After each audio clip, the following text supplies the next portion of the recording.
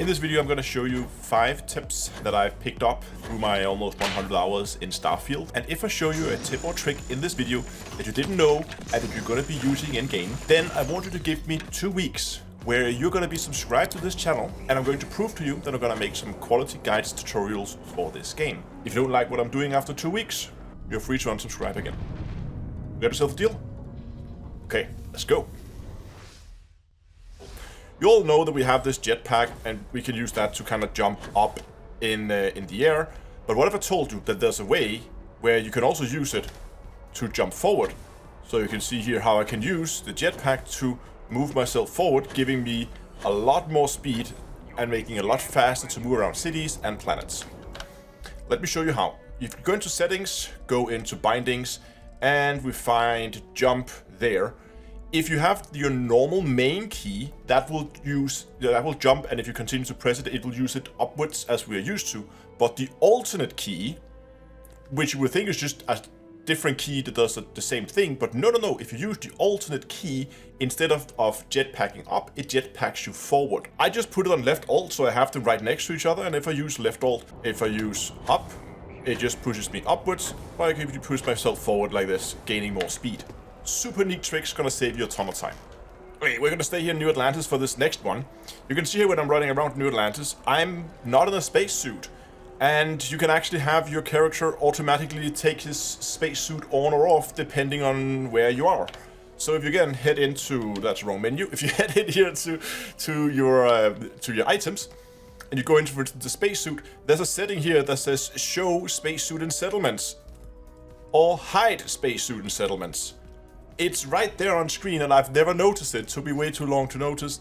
And you can do the same thing with the helmet, where you can either say show the helmet in breathable areas or hide the helmet in breathable areas. That means if you're inside a ship, you will have your spacesuit on, but not the helmet.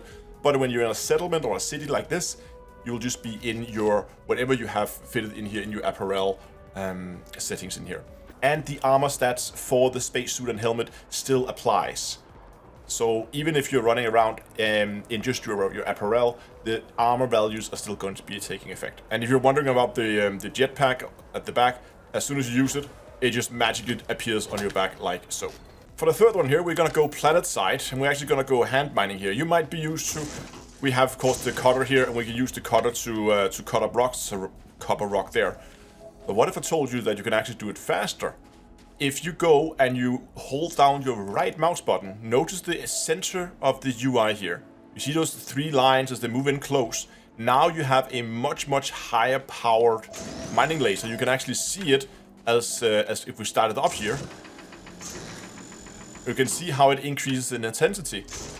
And that means when we go and mine, it does it extremely quickly, so you don't have to waste time on waiting for it. We can just do an example here. We have 2 pieces. Are they the same? They're not the same, so that's a bad example. But just to show you what it looks like again, you zoom it in. You can run around with it like this, so you don't have to unzoom it if you want to. And now you can just go 1, 2. There we go, and then more over here. And of course, we're going to use the little jetpack trick that I showed you at the beginning of the video. So again, we can just zoom in as we approach.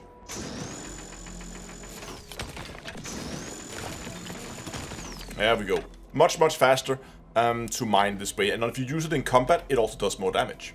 Now for the next trick, we're actually going to talk to our follower here. Oh, look at all those moons. So pretty.